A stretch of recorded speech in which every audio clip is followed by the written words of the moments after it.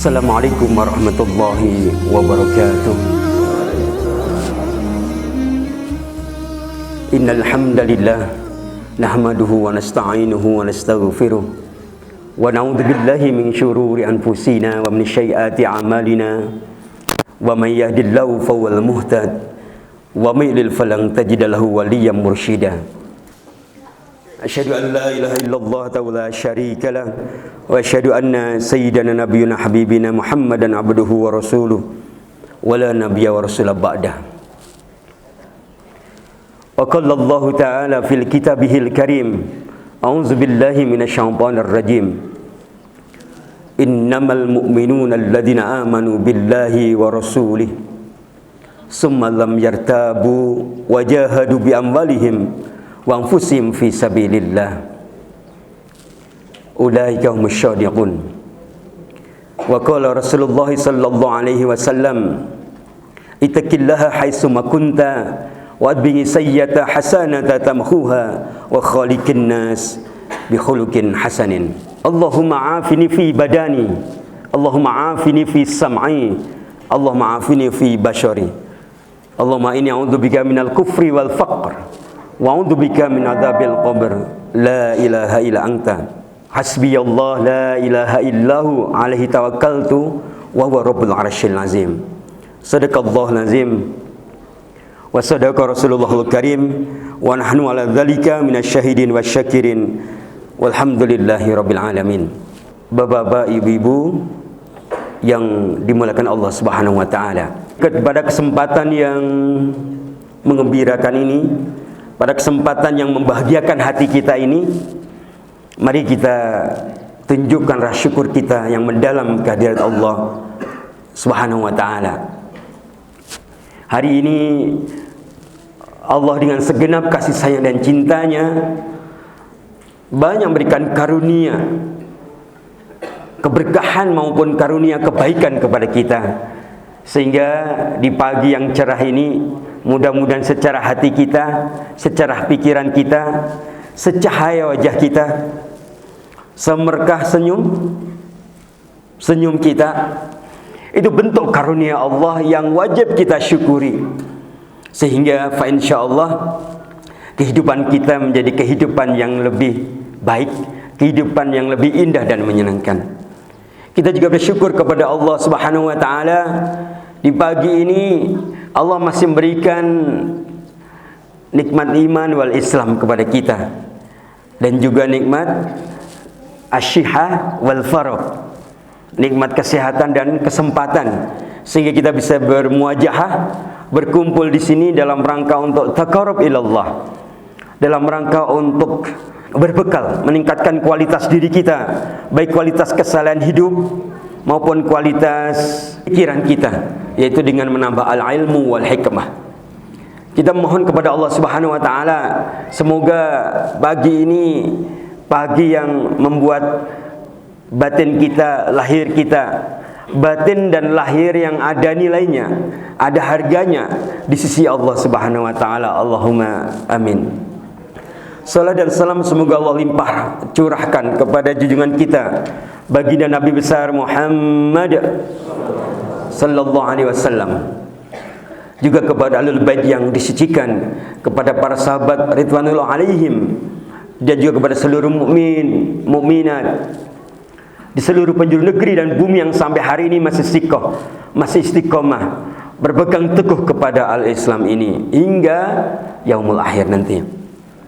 Bapak Ibu rahimakumullah, sebelumnya saya mau bertanya, apa kabar Bapak Ibu sekalian? Bapak Ibu kedinginan?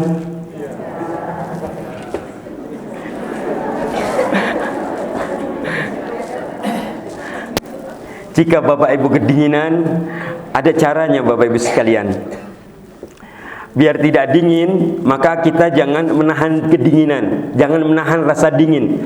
Tapi jika muncul dan datang rasa dingin, kita nikmati rasa dingin itu. Jangan kita berekspresi menunjukkan aku dingin, nggak gitu ya. Tapi kita nikmati rasa dingin itu, kita terima dengan lapang dada rasa dingin itu. Maka rasa dingin itu akan menjadi nikmat yang tiada tara dalam diri kita. Dan itu adalah karunia kebaikan dari Allah Subhanahu Wa Taala. Bapak Ibu, hari ini banyak yang tidak merasakan dingin. Kenapa kira-kira? Kenapa orang tidak merasakan dingin? Kenapa Bapak Ibu? Hari ini sebagian di belahan bumi yang lain lagi musim panas, adanya panas terus. Kira-kira Bapak Ibu, kalau kita berada di sebuah daerah, sebuah negara, sebuah benua yang 4 musim gitu ya. Pada saat musim panas, panas sekali. Pada musim dingin, dingin sekali. Masya Allah. Dan itu mereka bisa menjalannya dengan baik. Sedangkan kita aslinya di negeri tropis ini, di daerah tropis ini, kalau dinginnya tidak terlalu dingin. Kalau panas, tidak terlalu panas. Maka negeri kita ini adalah negeri surgawi. Ini adalah negeri yang merupakan anugerah terindah dari Allah Subhanahu Wa Taala. Maka mari Bapak Ibu sekalian, kita duduknya biasa saja, nikmati. Nggak perlu tangannya kita sedekapkan begini. Nah, ini menunjukkan rasa dingin. Ya, kita seperti hari ini benar-benar sedang menikmati hidangan Allah yang namanya dingin. Hidangan Allah yang namanya dingin ya. Kalau bagi saya Bapak Ibu sekalian, karena tadi dari bawah, pasti dong ya cuacanya lebih terasa dingin. Maka tadi saya sebelum nyampe sini saya mampir ke masjid untuk berwudu, untuk merasakan dinginnya di sini dengan air wudu. Ternyata nyampe sini saya tidak begini Bapak Ibu, tidak kedinginan. Bisa mencoba menikmatinya gitu Bapak Ibu sekalian. Bapak Ibu rahimakumullah subhanahu wa taala. Jadi hari ini kita akan sharing bersama, akan belajar bersama, kembali bertemakan Tibbun Nabawi menuju kejayaan umat. Bapak Ibu, kalau misalnya ada pilihan, kira-kira Bapak Ibu itu misalnya suruh milih kaya tapi sakit-sakitan dan miskin tapi sehat, Bapak Ibu pilih yang mana? Tidak ada pilihan yang ketiga. Tidak ada pilihan yang ketiga. Pilihannya cuma dua. Seperti halal dan haram, itu pilihan cuma dua. Kenapa? Karena al-halalu bayyin wal haramu bayyin. Sudah jelas. Di antara keduanya adalah subhat, kan gitu. Seperti ini. Kalau misalnya ada orang kaya kok sehat gitu ya, berarti itu orang kaya yang bertakwa, begitu. Kok ada orang miskin sakit, berarti orang miskin yang tidak bertakwa, belum tentu. Ya, Bapak Ibu sekalian, sehat dan sakit itu adalah fenomena yang ketika orang sakit belum tentu dia hina, seperti orang yang sehat belum tentu dia mulia. Kenyataan sakit dan kenyataan sehat dalam hidup kita itu adalah karunia di dalamnya, ya, karunia yang di dalamnya kita dituntut untuk ridho terhadap semua ketetapan Allah itu. Karena tidak ada orang yang sehat terus, betul Bapak Ibu? Tidak ada orang yang sakit terus, gitu ya. Maka ketika kita semua hari ini misalnya sehat atau sakit misalnya, gitu ya, bahkan Allah mempunyai asmaul husna, mempunyai nama yang baik, namanya Asy-Syafi, gitu ya. Allah Maha menyembuhkan, kan gitu kan. Ketika ada seorang hamba diuji oleh Allah dengan sakit, gitu ya, maka ketika hamba itu ridho kemudian berikhtiar untuk berobat, gitu ya, maka Allah dengan kasih sayangnya, Allah dengan namanya Asy-Syafi itu, Allah itu bisa menyembuhkan hambanya itu dengan sebab. Kadang Allah menyembuhkan hambanya itu dengan sebab yang lemah. Kadang Allah menyembuhkan hambanya dengan sebab yang asing, yang kita tidak mengenalnya. Tapi kadang juga Allah menyembuhkan hambanya dengan tanpa sebab. Kenapa? Allah itu mempunyai kekuasaan yang luar biasa, maha kuasa. Allah berkehendak sesuai dengan kehendaknya, sesuai dengan keinginannya. Maka kalau kembali kepada pertanyaan tadi, kira-kira Bapak Ibu pengen kaya tapi sakit atau miskin tapi sehat? Maka jawabannya adalah ya, masih itu aja jawabannya ya. Baik, saya akan menjelaskan lagi biar nanti berubah jawabannya. Bapak Ibu, ada sebuah hadis, hadis dalam riwayat Ibnu Majah. Di situ Rasulullah sallallahu alaihi wasallam bersabda, la ba'sa bil ghina liman ittaqa, gitu ya. Tidak apa-apa, tidak masalah orang itu kaya tetapi bertakwa, begitu ya. Tidak apa-apa orang itu kaya tapi kudu bertakwa. Tidak ada kaya, tidak masalah menjadi kaya tetapi dia harus bertakwa, ya. Sedangkan wasyihah limanittaqa khairu minal ghina. Tetapi ternyata sehat itu lebih baik bagi orang bertakwa daripada kekayaan. Bapak Ibu rahimakumullah. Dalam hadis riwayat Bukhari, Rasulullah sallallahu alaihi wasallam juga bersabda. Sabdanya ini terkait dengan perintah kepada kita untuk merenung. Ketika Rasulullah bersabda, ni'matani maqbunun fihi ma katsiran minan nas, gitu. Ada dua kenikmatan yang manusia sering tertipu olehnya. Ada dua kenikmatan yang manusia sering tertipu olehnya. Apa dua kenikmatan itu? Yang pertama adalah asyihah. Pertama adalah nikmat sehat. Yang kedua ada al-faragh, yaitu nikmat sempat atau waktu yang luang atau waktu yang lapang.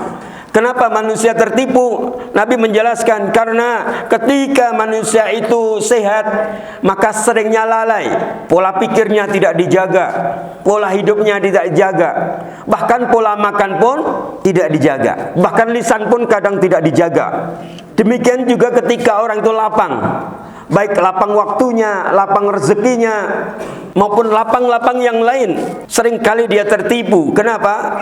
Karena keadaan itu tidak membuatnya dia pada bersyukur untuk kemudian meningkatkan kualitas kedekatannya kepada Allah, tapi justru untuk dilakukan atau untuk melakukan perkara-perkara yang jauh dari apa yang Allah ridhoi. Begitu Bapak Ibu rahimakumullah. Oleh karena itu Bapak Ibu, kalau misalnya Bapak Ibu suruh milih lagi, Bapak Ibu milih sehat atau milih sakit? Tadi sehat kaya, sekarang sehat. Ya. Kenapa Bapak Ibu nggak milih sakit? Sakit itu tidak enak. Kata siapa? Sakit itu dilayani, sakit itu nggak ngapa-ngapain, suruh tiduran. Bahkan kalau suami sakit, istrinya nggak ngomel-ngomel, suruh kerja. Gitu nggak Bapak Ibu? Bahkan kalau istrinya sakit, bapaknya atau suaminya melayaninya, masakinnya, menyiapkan minumnya, makannya, gitu kan? Masa kayak gitu nggak enak? Sekali lagi pertanyaannya, Bapak Ibu pilih sehat atau pilih sakit? Aduh, kok belum berubah lagi? Bapak Ibu rahimakumullah. Ternyata Bapak Ibu, kita itu seorang hamba, begitu kan? Hamba itu tugasnya adalah mengikuti semua titah Sang Khalik, mengikuti semua titahnya Allah kepada kita. Maka ketika kita sehat itu adalah karena Allah. Ketika sakit itu juga karena Allah. Begitu Bapak Ibu sekalian. Maka Bapak Ibu kita itu sebenarnya kalau terkait dengan ketentuan itu kita nggak boleh memilih. Kita nggak bisa memilih. Aku pengen sehat terus, aku pengen sakit terus, tidak bisa. Kenapa? Sakit dan sehat itu adalah dinamika, ya. Dinamika dalam kehidupan kita, pasang surutnya kehidupan kita. Biar kita, sebenarnya kenapa sih Allah ngasih sehat? Kenapa Allah ngasih sakit? Kenapa Allah ngasih masalah dalam kehidupan kita? Allah itu punya keinginan agar kita itu kembali kepada Allah, agar kita itu inabah ilallah, agar kita kembali kepada Allah dengan taubat, agar Allah itu menyuruh kita kembali kepadanya dengan istighfar, dengan bersujud, dengan rukuk, dengan sedekah, dengan memurnikan ketauhidan kita kepada Allah Subhanahu wa taala. Kadang kelalaian kita itu tadi dikatakan Nabi tertipu tadi karena seringkali gitu ya. Kita itu tidak sadar kita itu berada di jalan yang tidak Allah ridhoi. Maka seringkali Allah memaksa orang-orang mukmin yang lalai. Seringkali Allah memaksa hambanya yang Allah cintai dengan caranya. Caranya Allah diantaranya dengan Allah memberikan ujian kepadanya. Caranya dengan Allah memberikan musibah kepadanya. Bapak Ibu yang dicintai Allah Subhanahu wa taala. Misalnya sekarang ada pertanyaan lagi, Bapak Ibu. Seseorang itu bisa atau gini, pertanyaannya sebelum itu nih. Bapak Ibu, tinggi mana derajatnya orang yang sehat dan orang yang sakit?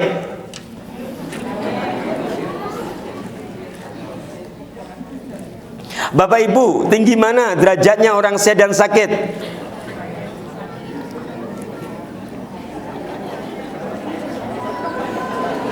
Bapak Ibu tadi milihnya sehat, tapi kalau ditanya tinggi mana, tinggi sakit. Berarti Ibu milih kerendahan, milih perkara-perkara yang rendah, gitu maksudnya. Ya, Ibu.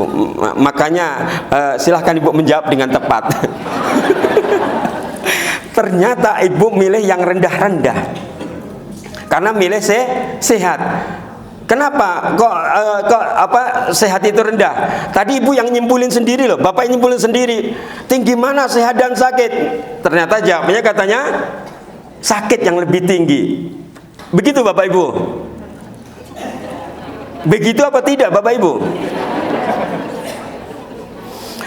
Bapak Ibu yang dirahmati Allah Subhanahu wa taala, maka sungguh beruntunglah kita ketika hari ini kita berada dalam situasi hati yang tetap mempunyai sandaran, li'annakallah, mempunyai atau bersandar kepada Allah.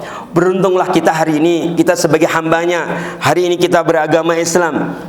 Kemudian kita masih mempunyai keyakinan kepada Allah Subhanahu wa taala. Bersyukurlah kita hari ini sebagai hambanya, ketika sebagai hamba yang ridho terhadap semua ketetapan-ketetapan Allah.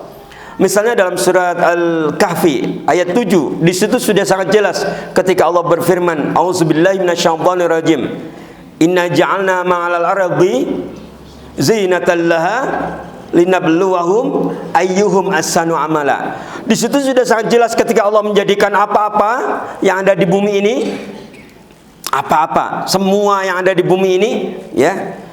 Yang ada di bumi ini apa Bapak Ibu?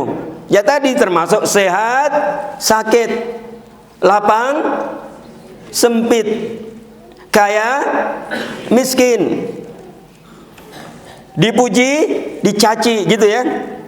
Kadang kita mendapatkan karunia, kadang kita mendapatkan musibah atau ujian, kan gitu.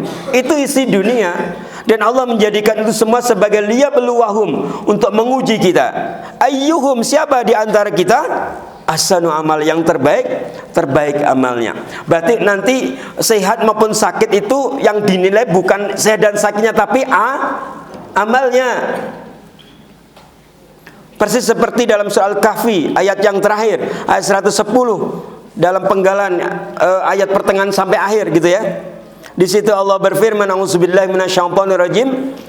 Faman kana yarju liqa'a rabbih falyamal amalan shalihan wa la tusyrik bi'ibadati rabbih ahada." Jadi hadirnya dimuliakan Allah Subhanahu wa taala, kita itu suruh beramal, kan itu ya, beramal soleh. Jadi ketika kita bicara tentang nilai tinggi mana antara nilai orang yang sehat dan sakit, berarti letaknya pada amalnya. Letaknya pada apa? Amal solehnya. Bagaimana amal solehnya pada saat sehat, dan bagaimana amal solehnya pada saat apa? Pada saat sakit. Begitu Bapak Ibu. Ketika pada saat sehat dia beramal, tentunya dia mendapatkan nilai di sisi Allah.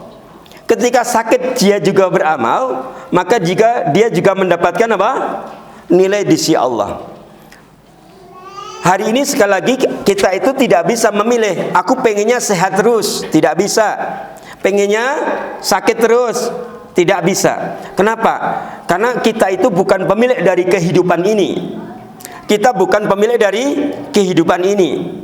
Kalau misalnya kita itu pemilik dari kehidupan ini, Bapak Ibu, kita bisa men-setting, kita bisa merekayasa bagaimana hidup kita sehat terus, bagaimana lapang terus, bagaimana rezekinya banyak terus, bagaimana kita bahagia terus, bagaimana kita senang terus. Tapi kenyataannya apa?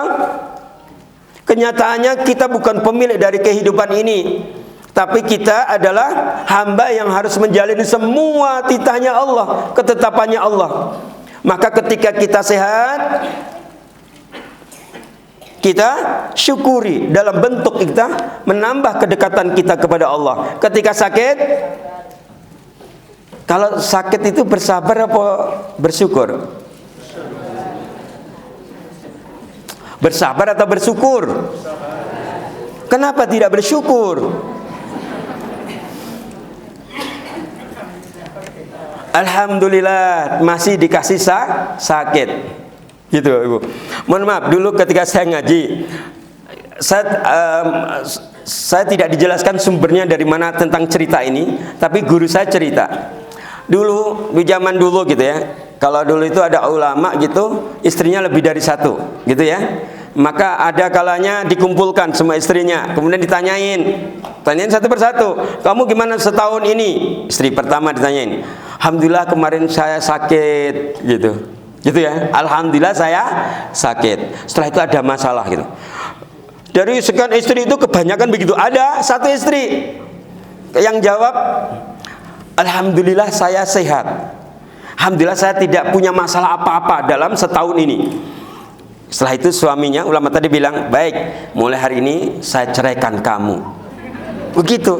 Yang sehat tadi diceraikan. Kemudian apa alasannya? Gitu ya. Ternyata bagaimana mungkin aku mencintaimu padahal Allah tidak mencintaimu. Allah mencintai kita dengan caranya, kadang sehat, kadang sakit, kadang punya masalah, kadang kita tidak punya masalah gitu. Kalau misalnya lapang terus, sehat terus, jangan-jangan itu apa? Iya, jangan-jangan itu kan itu.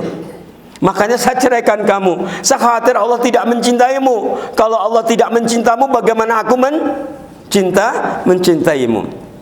Maka Bapak Ibu sekalian, sekali lagi, ketika kita sakit ya, karena Allah itu Asy-Syafi, Allah Maha menyembuhkan, maka kita itu kan suruh mendekat kepada Allah.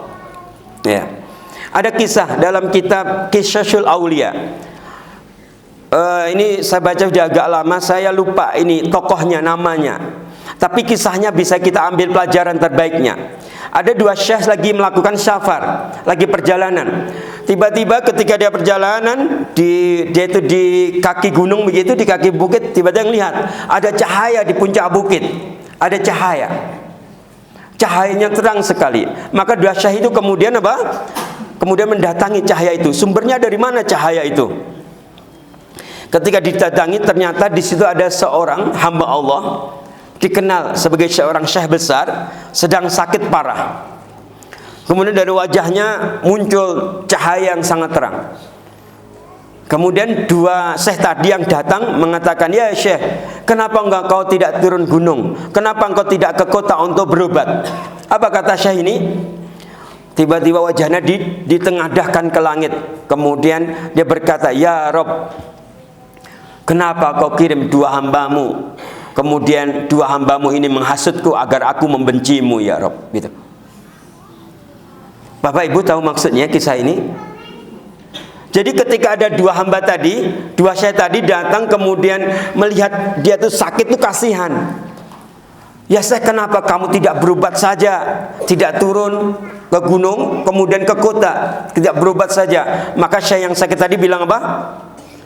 Dia itu lapor kepada Allah, ya Rob, kenapa engkau mengirimkan dua hambamu kemudian menghasutku agar aku membencimu, ya Rob, gitu. Maksudnya apa? Syekh yang tadi wajahnya bersah itu ridho. Jadi ketika Allah ridho aku begini, saya ridho begini. Ketika Allah mencintai aku kondisi begini, saya akan mencintai kondisiku seperti ini. Begitu maksudnya. Begitu Bapak Ibu yang dirahmati Allah Subhanahu wa taala. Oleh karena itu dari sini kita semua bisa belajar Bapak Ibu sekalian, bahwa sekali lagi ketika dalam kondisi sehat maupun kondisi sakit, ya, sekali lagi itu bukan pilihan tapi ketetapan dari Allah. Walaupun kemudian kita tetap harus ikhtiar bagaimana tetap sehat. Itu catatannya. Tapi banyak orang yang tanpa sebab sakit juga banyak, begitu. Kenapa? Karena sekali lagi sehat dan sakit itu adalah ketetapan dari Allah. Kenapa Allah memberikan ujian sakit kepada kita? Kenapa Allah memberikan penyakit kepada kita? Tidak lain Allah itu menghendaki agar kita apa? Kembali kepada Allah. Karena seringnya kita jauh dari Allah, seringnya kita lalai dari Allah. Maka Allah punya cara agar kita itu mengingatnya. Allah punya cara tersendiri dalam tarbiyatul fitriyahnya, dalam ketika Allah mendidik jiwa kita, mendidik kita agar apa? Agar kita kembali kepadanya. Begitu Bapak Ibu yang dirahmati Allah Subhanahu wa taala. Baik, kemudian berikutnya kalau Bapak Ibu ditanya, kira-kira Bapak Ibu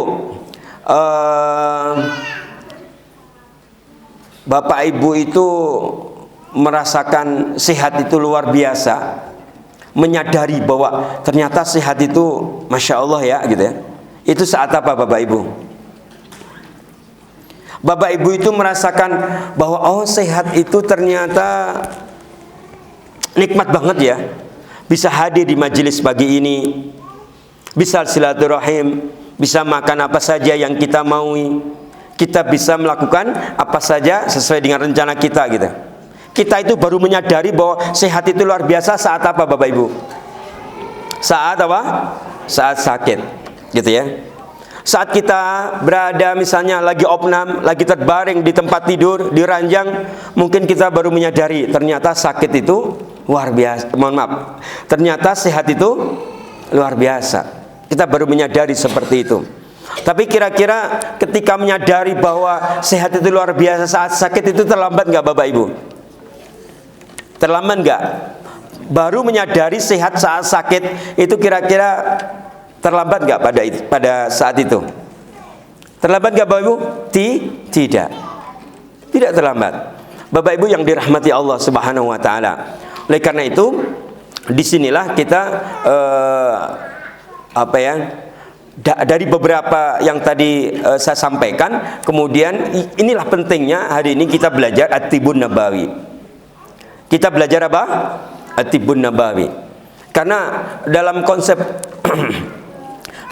Tibbun Nabawi itu Bapak Ibu sekalian, sebenarnya banyak sekali yang selama ini sudah kita lakukan. Seringkali tidak kita sadari bahwa itu adalah praktek Tibbun Nabawi seperti itu. Maka secara keilmuan, ya, karena ini adalah part 2, ini bagian yang kedua, ya, nanti biar diundang lagi saya, nanti ada bagian ketiga, keempat dan seterusnya, gitu Bapak Ibu. Nah, baik, kita mungkin sedikit akan belajar. Kalau begitu apa Tibbun Nabawi? Apa pentingnya Tibbun Nabawi dalam kehidupan kita? Dan bagaimana pengaruh Tibbun Nabawi dalam dakwah ini? Bagaimana pengaruh Tibbun Nabawi dalam menjayakan umat ini? Bagaimana Tibbun Nabawi memberikan pondasi sekaligus menjadi apa? Menjadi pengokoh, menjadi soko. Soko apa Bapak Ibu?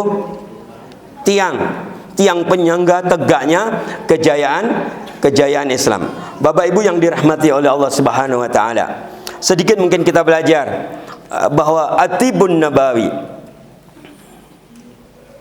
Bapak Ibu mendengar kata ini, ya, Tibbun Nabawi itu mendengar sejak kapan Bapak Ibu? Sudah lama mendengar kalimat Tibbun Nabawi?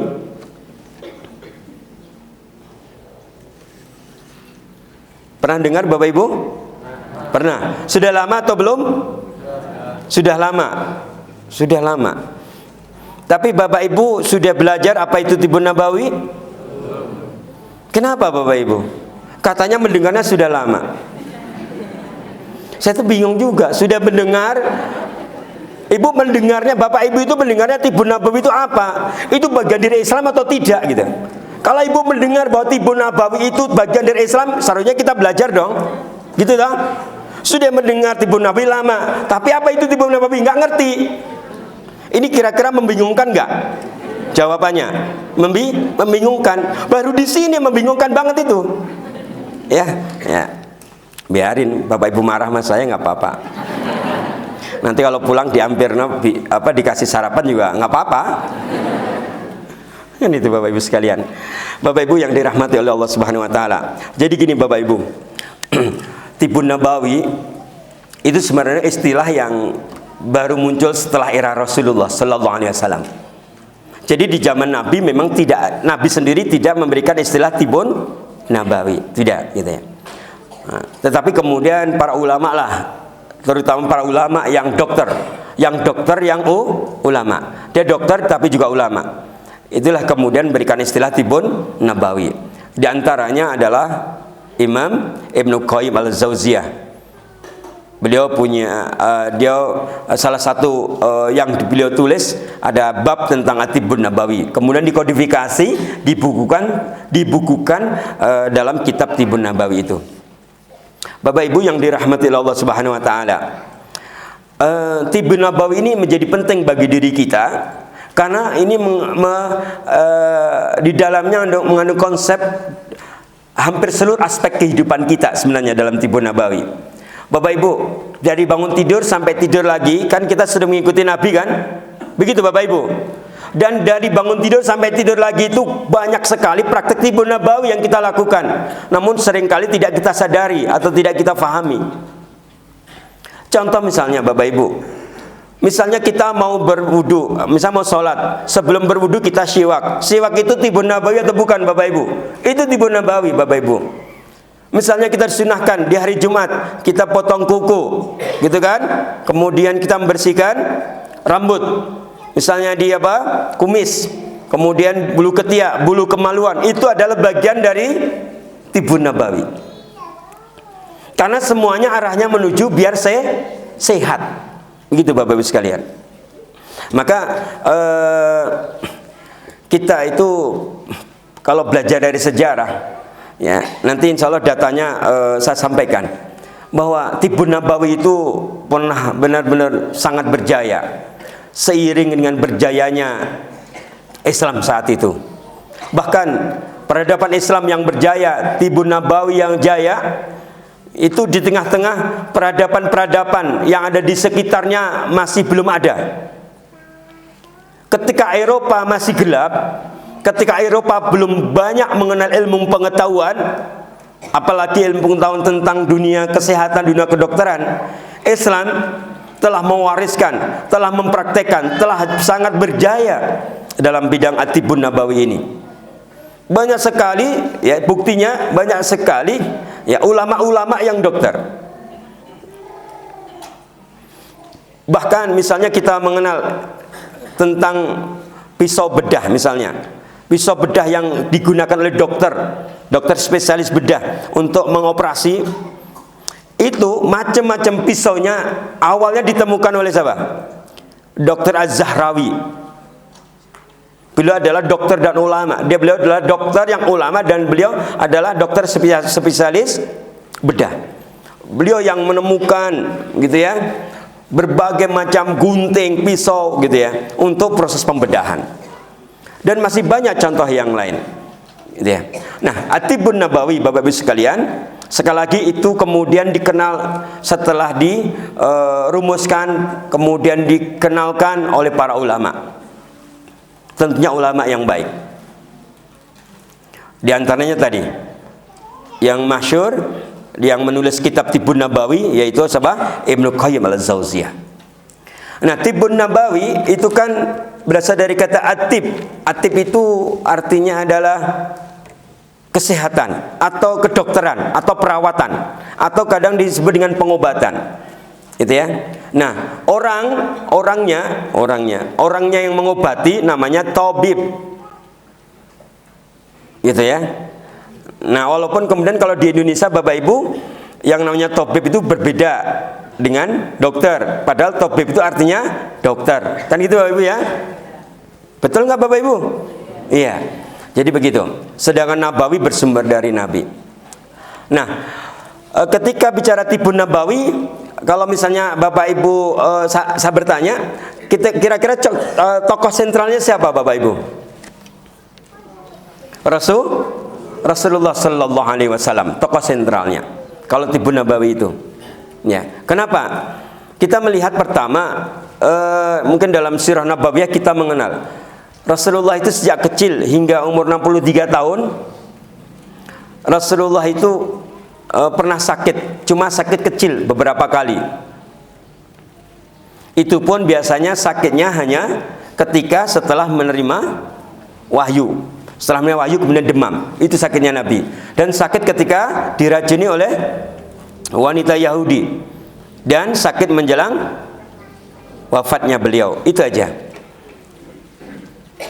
Dan dalam Tibbun Nabawi kemudian dipelajari ini apa rahasianya? Kenapa Nabi mempunyai kualitas kesehatan yang luar biasa seperti itu? Itu yang dipelajari. Apa sih rahasianya begitu? Kalau misalnya kemudian saya bertanya kepada Bapak Ibu, sejak lahir sampai sekarang, Bapak Ibu sakitnya berapa kali?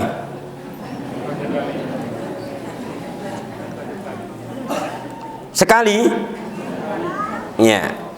Bapak Ibu yang dirahmati Allah. Kemudian ketika bicara Tibbun Nabawi kita punya kita bisa belajar dari kisah tentang apa? Kisah tentang ketika Rasulullah bersama para sahabat sudah membina tamadan di Madinah gitu ya. Madinatul Munawwarah sudah tegak gitu kan. Kemudian ada kaisar dari Mesir namanya Kaisar Maukukis mengirimkan seorang tabib, seorang dokter ke Madinah. Maksudnya agar menjadi apa? Menjadi dokter untuk merawat Nabi dan para sahabat. Kemudian setelah 2 tahun bertugas di Madinah, Bapak Ibu sekalian, kemudian dokter ini menghadap Rasulullah dan menyampaikan, "Ya Rasulullah, setelah saya bertugas di sini 2 tahun, saya mohon izin untuk mengundurkan diri dan pulang ke Mesir." Kemudian Rasulullah bertanya, "Kenapa dok? Apakah hak-hak kamu di sini tidak terpenuhi?" Kata dokter ini, "Tidak." "Apakah sahabat-sahabatku menjolimi kamu?" Kata dokter, "Tidak." Setiap Nabi bertanya, dokter ini menjawab dengan tidak. Kemudian Nabi bertanya, "Kenapa? Kenapa engkau tidak pulang ke Mesir? Tidak praktek lagi di sini?" Kemudian dokter ini menyampaikan, "Begini ya Rasulullah, sebenarnya saya itu malu. Saya itu 2 tahun bertugas di sini. Setiap hari buka, klinik saya buka. Tapi setiap hari saya buka selama 2 tahun, dan selama 2 tahun itu saya tidak mendapatkan pasien satupun." Bapak Ibu bisa bayangin kalau Bapak Ibu punya klinik, punya rumah sakit, buka tiap hari, ya, dana operasional dikeluarin terus, buat listrik lah, buat kuota, ya, buat data, ya, buat makan, buat gaji, buat semua peralatan yang di situ 2 tahun. Tapi nggak pernah dapat pasien satu pun. Kira-kira Bapak Ibu itu rumah sakit atau kliniknya tutup atau bangkrut? Bangkrut dulu atau tutup dulu? Mohon maaf, nggak sempat bangkrut, langsung tutup. Gitu kan? Ini menunjukkan bahwa Nabi dan para sahabat mempunyai kualitas kesehatan yang luar biasa. Nah, dalam Tibbun Nabawi itu yang kita pelajari adalah itu. Apa sih rahasianya? Kenapa Nabi dan para sahabat mempunyai kualitas kesehatan yang luar biasa? Itu yang kita pelajari. Baik, ada contoh lain. Bapak Ibu pernah dengar tentang perang Badar? Pernah Bapak Ibu ya? Pernah perang Badar. Perang Badar terjadi di Jabal Badar gitu kan?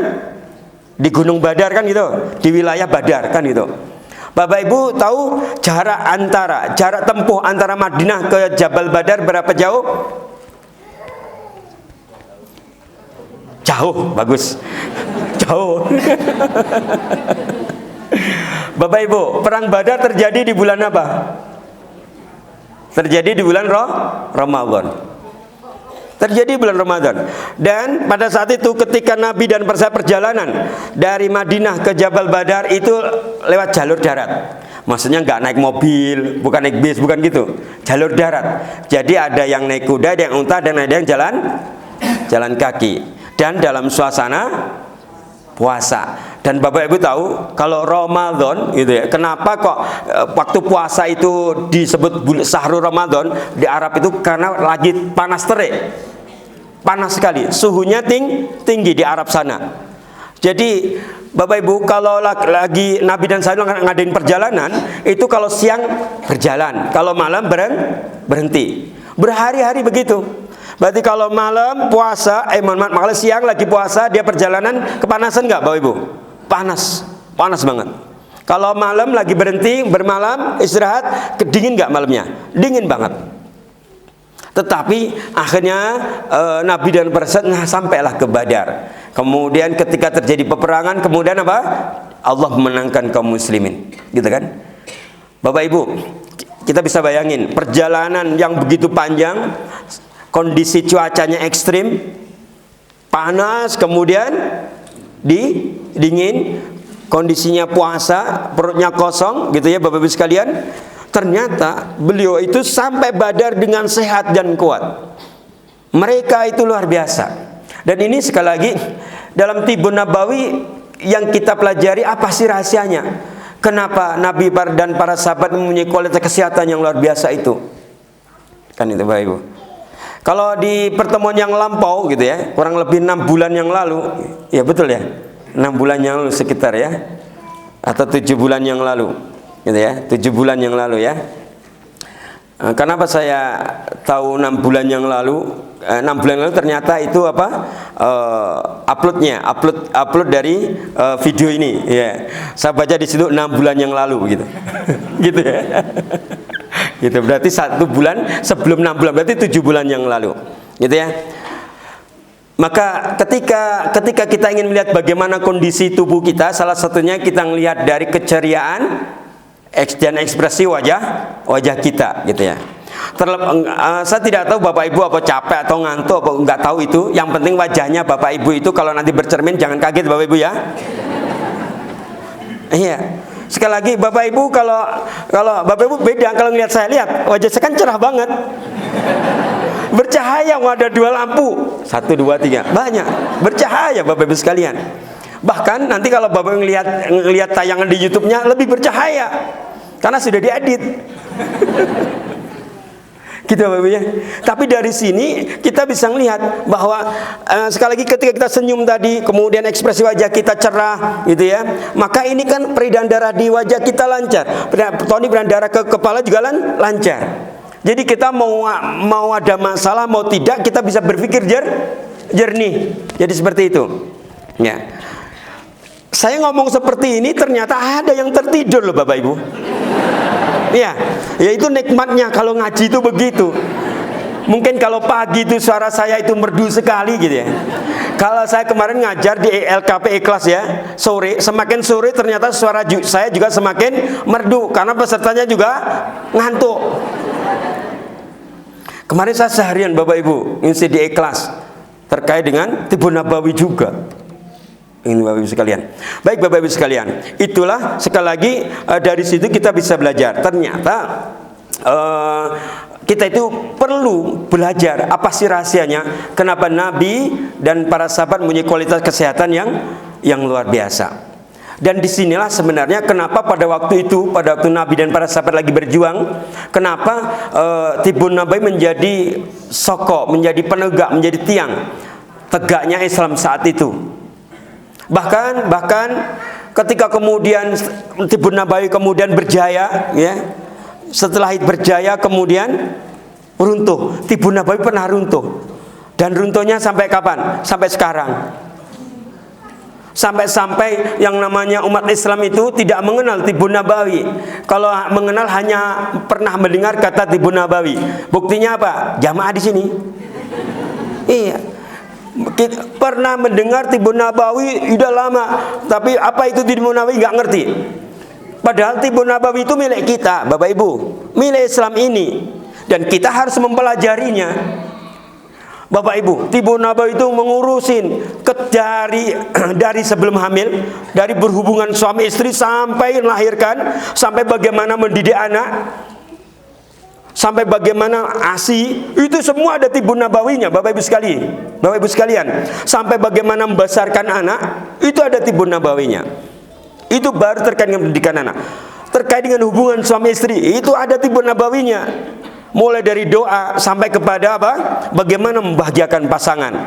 Gitu Bapak Ibu. Bapak pengen tahu bagaimana membahagiakan pasangan sesuai dengan konteks Tibbun Nabawi? Pengen tahu nggak? Pengen tahu? Nanti japri aja. Karena agak sensitif. Kan soal mulai dari ramuan sampai kepada gaya dan gerakan. Wah, ada itu Bapak Ibu sekalian. Bapak Ibu mohon maaf, agak sensitif, makanya nanti japri. Ya, kelihatan bapak-bapak yang senyum-senyum ini. Bapak nanti bisa nanya ke panitia, ya, bisa nanya ke panitia nomor saya ya, Bapak Ibu, bisa WA gitu ya, bisa WA gitu ya. Nanti kita akan ngopi di mana gitu jelasinnya gitu. Kita nanti ngomongnya ini urusan kita, jangan sampai pasangan kita tahu, gitu. Jadi seperti itu, Bapak Ibu yang dirahmati Allah Subhanahu Wa Taala. Jadi hampir semua aspek dalam kehidupan kita, dari bangun tidur sampai tidur lagi, di situ ada mengandung konsep Tibbun Nabawi. Tapi kadang kita karena kita tidak mengetahuinya, ya, kadang sehingga kita tidak memahami bahwa itu Tibbun Nabawi. Maka dengan pembelajaran ini, ya, walaupun sudah tinggal 10 menit, kan jam 7 orang 10 menit nih, gitu ya. Maka kita berharap kita sedikit demi sedikit mengenal Tibbun Nabawi ini. Nah, kemudian kenapa Tibbun Nabawi ini harus bangkit? Kenapa harus berjaya gitu ya? Karena sekali lagi Tibbun Nabawi pernah berjaya, kemudian hilang, tak berbekas, tak dikenal oleh umat Islam. Walaupun sejak tahun 2000-an mulai ada kebangkitan Tibbun Nabawi kembali, bahkan sampai hari ini. Nanti kita akan kalau nggak hari ini berarti pertemuannya akan datang, nanti kita bukan data bahwa yang namanya Tibbun Nabawi itu berkembang pesat di Amerika, ya. Termasuk Bapak Ibu, salah satu dari metode pengobatan di Tibbun Nabawi itu ada al-hijamah atau bekam. Di Amerika Bapak Ibu, ya, al-hijamah atau bekam itu menjadi mata kuliah wajib, masuk ke kurikulum di Fakultas Kedokteran di Amerika. Maka setiap mahasiswa yang ambil ilmu kedokteran harus mengambil mata kuliah apa? Al-hijamah atau bekam. Itu Bapak Ibu. Bahkan di sana sudah dipelajari bagaimana bekam, bagaimana ilmiahnya bekam. Maka hari ini masyarakat Barat itu berbondong-bondong, bukan lagi berobat kemana, tapi berobatnya memburu bekam, karena mereka menyadari manfaatnya bekam. Ketika mereka berbekam bukan karena ingin ngikutin sunnah, karena mereka tahu landasan ilmiah, tahu manfaatnya bekam, tahu bagaimana pengaruh bekam dalam tubuhnya, dalam pikirannya, dalam kehidupannya. Maka mereka kemudian berbondong-bondong untuk memburu bekam, gitu ya, untuk berobat dengan apa? Bekam atau bil hijamah. Jadi seperti Bapak sekalian. Jadi dari situlah maka kita harus segera membangkitkan Tibbun Nabawi ini.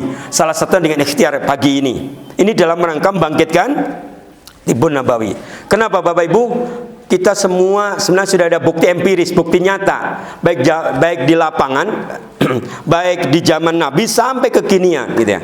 Bahwa yang namanya Tibbun Nabawi itu kedahsyatannya luar biasa. Tibbun Nabawi itu kedahsyatannya luar biasa, gitu ya. Yang kedua, bahwa kita memerlukan bangkitnya Tibbun Nabawi ini karena apa? Mulai banyaknya kesadaran dari masyarakat akan pentingnya kesehatan. Jadi kalau apalagi umat Islam, kalau umat Islam sudah sadar pentingnya kesehatan, harapannya kemana? Ke Tibbun Nabawi, gitu harapannya. Ayo kita mengamalkan konsep kesehatan yang ada di agama kita, begitu. Jadi kalau sudah muncul kesadaran tentang arti pentingnya kesehatan, harapannya umat Islam kalau berobat ke Tibbun Nabawi, maka harapannya ke depan di sini, gitu ya. Nah, gitu ya. Setelah apa? Setelah kajian, nanti suatu saat di sini sudah ada tim, gitu ya. Setelah kajian kemudian ada bekam massal, kayak gitu. Di sini kalau habis kajian gini ada sarapan nggak Pak? Ada Pak? Nggak ada? Oh ya, bagus. Berarti kalau nggak ada sarapan ada kesempatan untuk bekam massal. Soalnya kalau ada sarapan kan nggak boleh bekam dulu ya. Nah, berarti bagus tuh ya. Jadi harapannya begitu ke depan. Nah, kita sekarang kita buka sekarang. Sebenarnya Tibbun Nabawi itu apa? Jadi ternyata Tibbun Nabawi itu membahas tentang atau menunjukkan tentang ilmu-ilmu kedokteran yang dipandu oleh wahyu, yang berdasarkan keimanan kepada Allah. Ilmu kedokteran yang dipraktekkan tapi dibingkai oleh keimanan kepada Allah dan dipandu oleh wahyu. Itu ilmu, itu Tibbun Nabawi. Bahkan menurut Ibnu Qayyim al-Jauziyah begitu ya, bahwa Tibbun Nabawi itu menunjukkan untuk mengenai kondisi diri kita, badan kita, apa yang hilang dari tubuh kita, kemudian bagaimana mengembalikan yang hilang, kemudian bagaimana menjaga agar tidak hilang lagi, biar tetap sehat, begitu. Bapak Ibu yang dirahmati Allah Subhanahu wa taala, banyak sekali bukti otentiknya. Kalau misalnya Bapak Ibu nanti bisa buka atau punya kitab tentang Tibbun Nabawi, kitab Tibbun Nabawi, maka di situ ada 50 hadis. 50 hadis yang menjelaskan tentang penyakit-penyakit tertentu dan bagaimana cara pengobatannya. Demam misalnya, dia ada teks hadisnya, ada matan hadisnya di situ. Oh, penyakit ini obatnya ini, itu dari Nabi. Ada 50 hadis yang dijelaskan di situ. Bahkan di dalam kitab itu juga tercantum, juga dijelaskan 300 hadis lebih yang bicara tentang kebersihan, baik kebersihan diri, kebersihan lingkungan, gitu ya, kebersihan anggota badan, kebersihan pikiran, kebersihan hati dan seterusnya. Dijelaskan luar biasa di situ, gitu ya. Maka di situ dalam kitab itu dijelaskan bahwa pengobatan itu ada dua gitu. Pertama dengan metode namanya tabi'iyah, yang kedua dengan ilahiyah begitu. Dan yang dianjurkan adalah pengobatan yang memadukan antara tabi'iyah dan ilahiyah. Tabi'iyah itu apa? Metode pengobatan dengan fisik. Jadi kalau misalnya sakit hubungannya dengan darah, maka obatnya adalah, Bapak Ibu, kalau darah obatnya dengan apa? Kalau misalnya herbal, berarti herbal yang astrigen namanya, herbal yang kelat, yang sepet, yang rasanya sepet. Sedikit saya buka Bapak Ibu. Darah itu di tubuh kita itu unsurnya seperti unsur tanah yang ada di bumi. Unsur tanah itu sifatnya adalah kering sejuk, tidak boleh basah. Maka darah kita itu harus kering sejuk, tidak boleh basah. Nggak boleh di situ kandungan airnya berlebihan, tidak boleh ada kandungan garamnya berlebihan, gitu ya. Tidak boleh ada kandungan gulanya berlebihan. Kalau kandungan gulanya berlebihan nanti menjadi diabetes. Kalau kandungan garamnya berlebihan menjadi hipertensi atau darah tinggi gitu ya, dan sebagainya. Jadi gitu. Jadi kalau misalnya sakit kaitannya dengan darah, berarti obatnya apa? Obatnya adalah herbal ya, misalnya herbal ya. Herbal yang kaitannya dengan astrigen tadi. Gitu ya. Astrigen tadi yang sepet-sepet, kelat. Astrigen itu kelat, yang sepet-sepet. Di antara misalnya Bapak Ibu di sini mungkin ada pegagan. Itu kaitannya dengan darah. Bapak Ibu mungkin pernah mendengar morinda, morinda citrifolia. Itu adalah pace Bapak Ibu. Ya, mengkudu kampung. Jadi mengkudu itu ada dua Bapak Ibu. Ada mengkudu kampung, ada mengkudu hutan. Kalau mengkudu hutan, itu untuk apa? Untuk usus, untuk kolon, usus besar. Karena mengkudu hutan itu di hutan umurnya 2 tahun baru bisa dipakai untuk obat gitu kan ya. Kalau mengkudu kampung berarti yang tumbuh di sekitar rumah kita kan itu. Dan itu digunakan untuk apa tadi? Untuk kaitan darah. Kenapa? Karena ada ada bahan aktifnya serotonin gitu. Saya bocorkan dikit. Kalau tadi yang mengkudu kampung tadi, yang mengkudu hutan yang tadi buat apa? Yang buat usus itu ada bahan aktifnya namanya disebut morindin. Itu bahan aktif yang untuk sebagai obatnya gitu. Contohnya gitu. Nah, itu namanya obat apa? Apa tadi? Metode obat yang tabi'iyah. Selain herbal bisa juga dengan bekam atau dengan al-hijamah. Karena bekam itu adalah detoksifikasi, mengeluarkan racun. Yang dikeluarkan apa? Darah yang bertoksin. Bahkan darah yang dikeluarkan itu sudah bercampur dengan zat-zat atau partikel asing dalam tubuh yang tidak digunakan oleh tubuh. Misalnya kolesterol keluar, kadar asam urat yang berlebihan keluar, gitu kan? Atau zat-zat partikel asing tadi yang tidak digunakan dan sebagainya. Bahkan kalau tadi bekam tidak hanya mengeluarkan darah yang kotor, tapi juga mengeluarkan angin yang bertoksin. Angin yang bertoksin kemudian menormalkan suhu, itu bekam. Itu contohnya, contoh tabiiyahnya. Kemudian kalau yang kedua metode ilayah yang kemarin dibahas pekan yang lalu. Salah satu dengan apa? Ruqyah syar'iyyah. Berobat dengan Quran. Itu dengan ilahiyahnya. Begitu Bapak Ibu sekalian. Jadi aslinya Bapak Ibu pekan lalu itu kajiannya Tibun Nabawi. Nah, dilanjutkan pekan ini. Gitu Bapak Ibu. Bapak Ibu yang dirahmati Allah Subhanahu wa taala. Dari sini kita semua semakin memahami bahwa kalau begitu kita memang benar-benar harus kembali kepada Tibun Nabawi. Biar hidup kita semakin baik, gitu ya. Dan kalau tadi ada dasar normatifnya, ada 50 hadis, 300 hadis gitu ya. Kemudian kalau menurut empiris itu data di lapangan, testimoni di lapangan, banyak sekali penyakit-penyakit yang sudah Allah sembuhkan yang atas izin Allah tadi dengan pengobatan Tibun Nabawi ini. Misalnya dengan bekam, dengan madu, dengan Quran, dengan herbal-herbal tadi, sudah banyak yang Allah sembuhkan. Dari diabetes atau kencing manis, kemudian misalnya gangguan jantung sampai jantung koroner, stroke dan sebagainya. Sudah banyak yang Allah sembuhkan melalui apa? Wasilah Tibun Nabawi ini, gitu ya. Jadi seperti itu.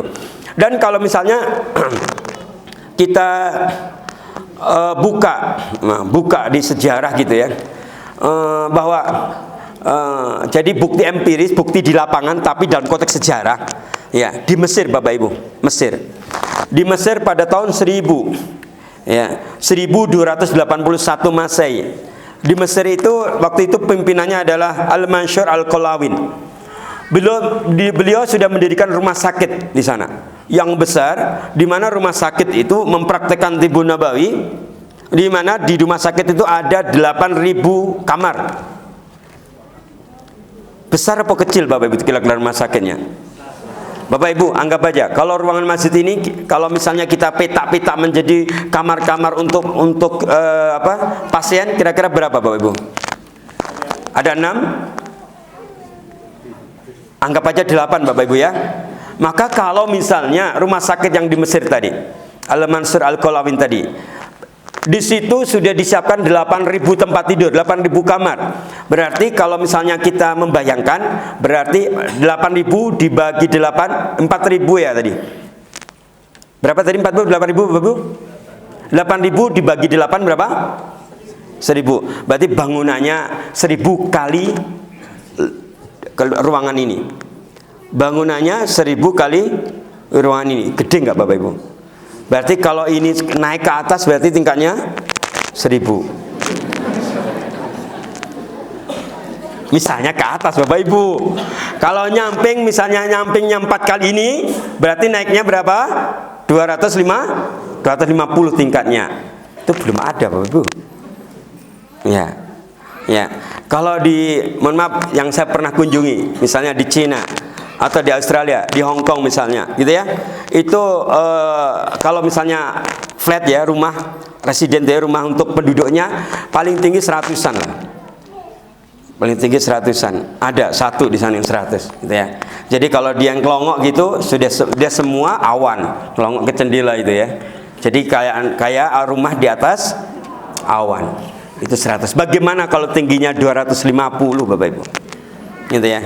Nah, Bapak Ibu yang dirahmati oleh Allah Subhanahu wa taala, ini datanya seperti itu. Nah, selanjutnya Bapak Ibu yang dirahmati Allah, terkait dengan ini kita masih banyak data-data yang lain yang nanti ini. Contoh misalnya pada tahun itu juga di Turki ada 8. Sudah ada 8 rumah sakit.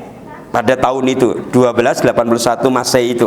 Intinya banyak sekali rumah sakit yang dibangun pada saat itu, dan di situ dipraktekkanlah Tibun Nabawi, dan itu menjadi penopang kekuatan dan kesehatan umat Islam saat itu Bapak Ibu sekalian. Oleh karena itu kita berharap kepada Allah Subhanahu wa taala agar hari ini kebangkitan Tibun Nabawi itu kita sambut bersama, disambut oleh umat Islam. Kemudian Kemudian harapannya kalau misalnya saya Bapak Ibu, saya akan mengadakan pembelajaran di berbagai daerah gitu sejak tahun 2000-an sama teman-teman. Itu punya target Bapak Ibu. Target kami tapi ya. Bagaimana satu keluarga muslim ada satu dokter Tibbun Nabawi begitu. Targetnya.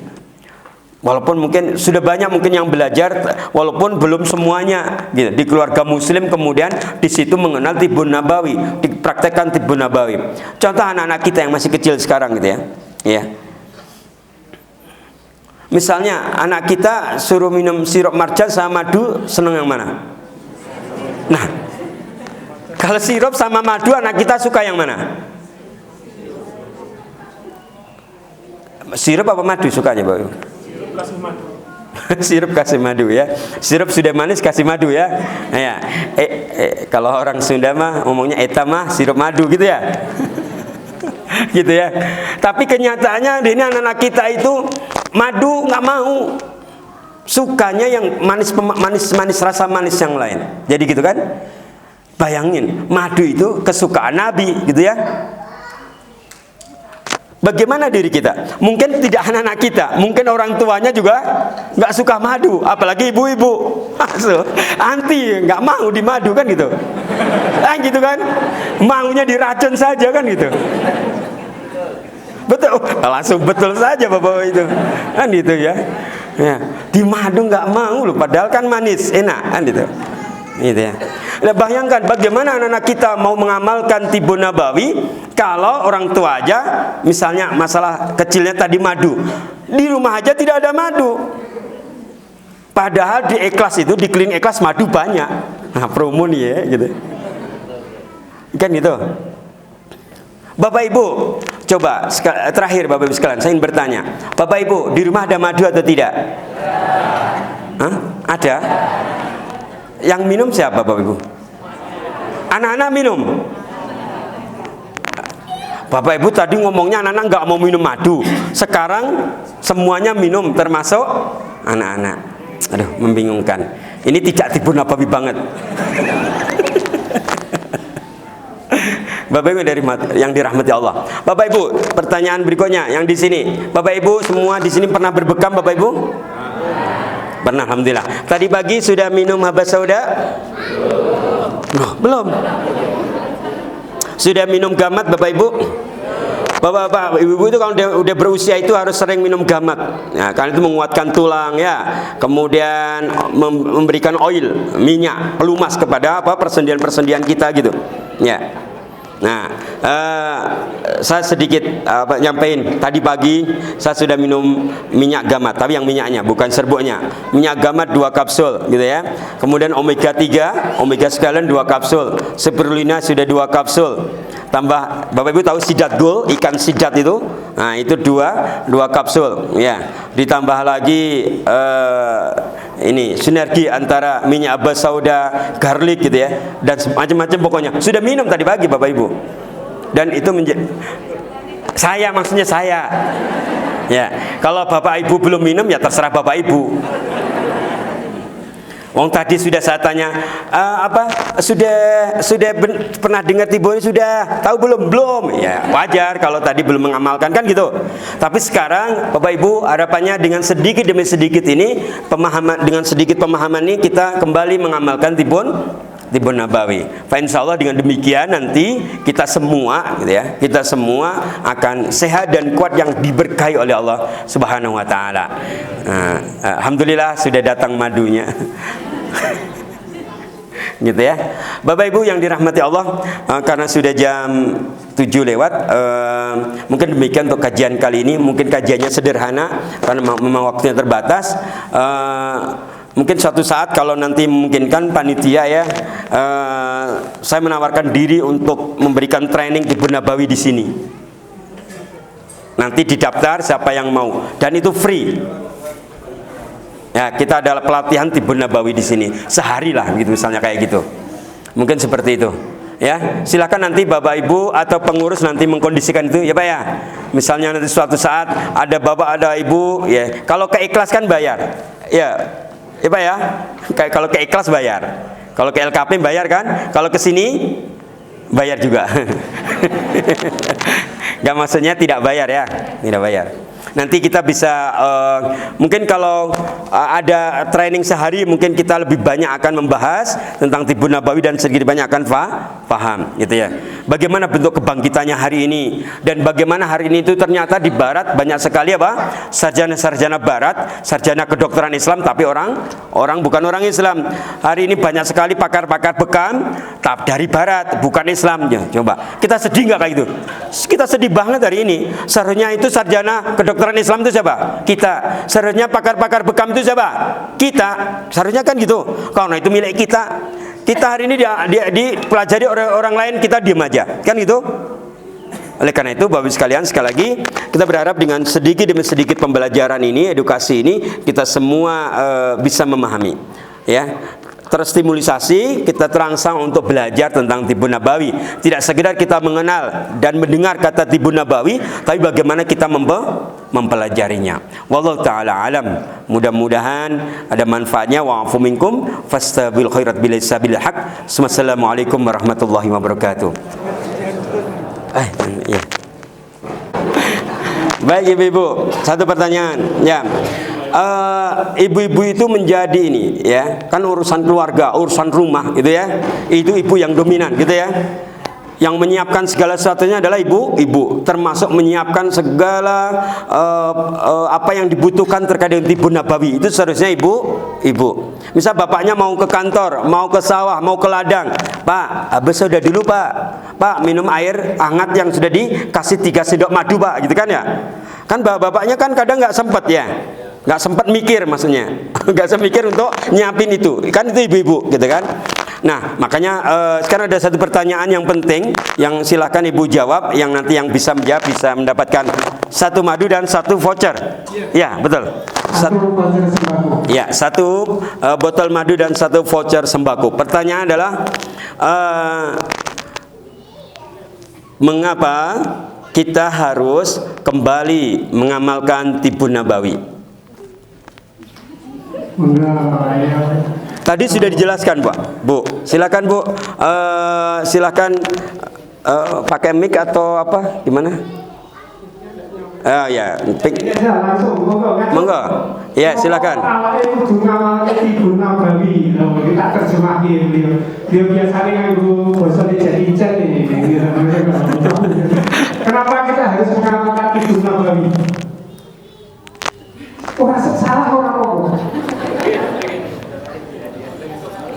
Tidak ada. Mungkin pertanyaan lain. Pertanyaan yang lain?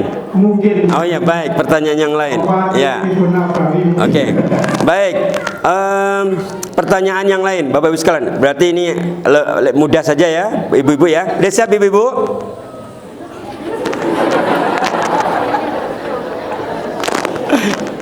Oke, pertanyaan yang kedua Ibu, terkait dengan Tibbun Nabawi ini. Silakan bacakan 1 hadis yang tadi banyak hadis yang saya bacakan. 1 aja tentang Tibbun Nabawi. Aduh, sulit juga ya. Oke baik, ibu-ibu, siapa yang tadi pagi sudah minum madu? Nggak ada juga. Ya Allah, ya. Aduh, ya Allah. Baik, Bapak Ibu, siapa yang tadi pagi sudah menyiapkan air madu buat suaminya? Nggak ada juga. Aduh, nggak ada juga. Waduh ini. Ya air putih ya. Oke, baik. Aduh. Ibu-ibu, coba cepet-cepetan ya, ini mudah, cepet-cepetan ngacungnya, nanti yang dapat. Tolong Pak, tolong Ustaz, nanti dilihat yang ngacungnya lebih duluan. Ya, siapa yang di rumah ada madu?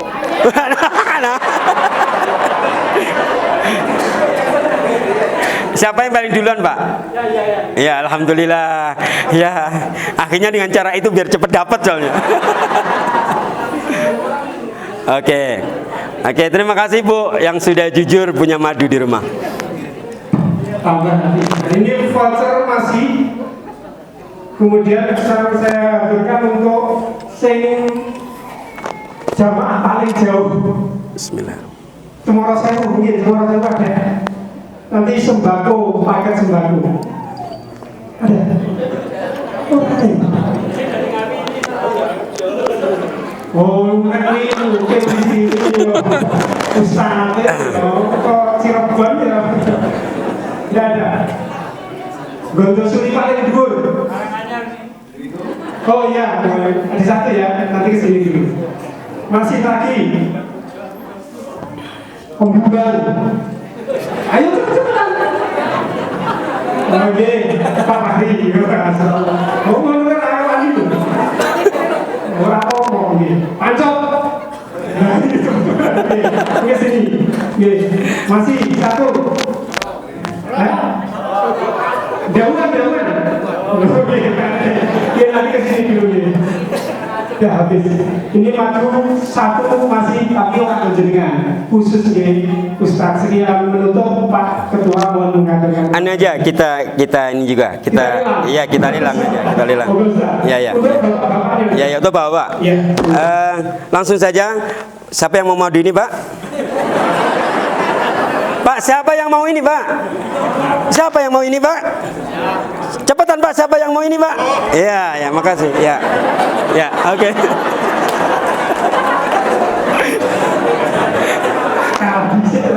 Pak, bukan. Kalau kita itu minta rezeki itu harus menjemput. Jangan saya mau ya Allah, tapi tetap ditinggal di tempat. Gitu kan? Ya, gitu dia. Oke. Kemudian nanti untuk maju insya Allah beliau tiap pekan akan ada Cerpres maju Masya Allah. Nanti satu kok Bu Stati ya apa-apa.